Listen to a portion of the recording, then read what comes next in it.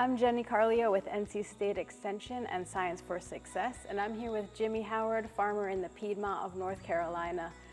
Jimmy, tell us a little bit about your operation. I farm with my son Branson. We farm about 1,000 acres. We do corn, wheat, and soybeans.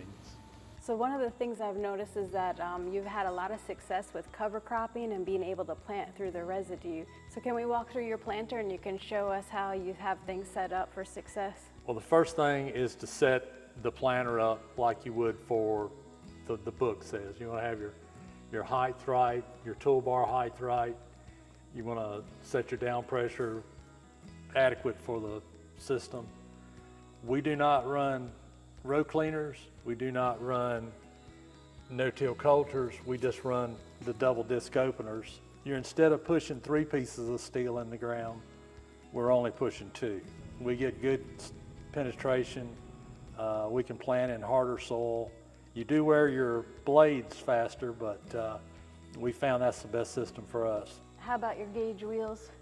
That is a reduced inner diameter, but it's got that indentation, and our Piedmont soils has got enough clay that the soil will stick to the blades, the disc seat openers. It'll heave up just enough. That indentation allows it to heave that it breaks up the sidewall compaction. So this indentation on the inside of the wheel is what you're talking about? Yes. That helps with in our clay situation? Yes. How about your closing wheels back here? We find that the cast iron closing wheels work good. You know, they don't drag up, they don't get tangled up like a spoked wheel.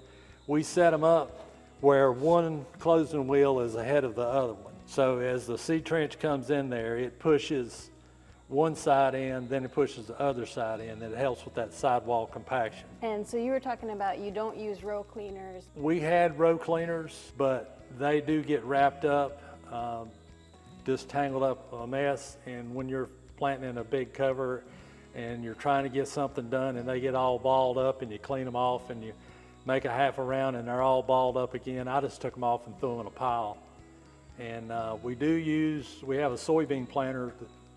We're on double crop beans, we use them to move the straw out of the way.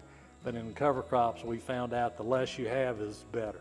Okay, so the less you have is good because instead of distributing the weight, you want to actually concentrate the weight on... Concentrate the weight on the unit, then use your down pressure to seal the trench up. But with the reduced inner diameter gauge wheels and the way it crumbles the soil up, we usually run it in the lowest notch, as you can see, the least down pressure. So what are some things you do to avoid wrapping when you have a lot of biomass? If you have your cover crop is not too thick and it's standing vertically, the row unit will just work its way through there and not drag up. You may get some stuff hanging on the closing wheels, but it's not a big deal.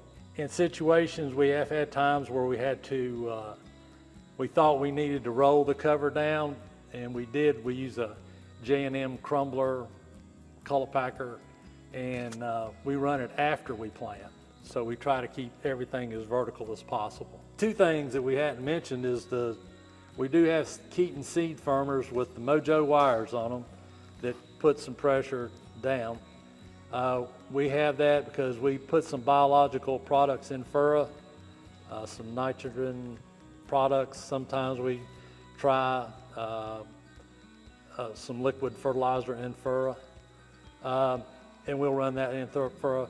The other key, I think, is we put 40 pounds of nitrogen dropped on top of the ground to overcome the tying up your nitrogen and you can really tell it if you don't get it done. So you put the nitrogen ahead of corn but not beans, right? Correct. Okay.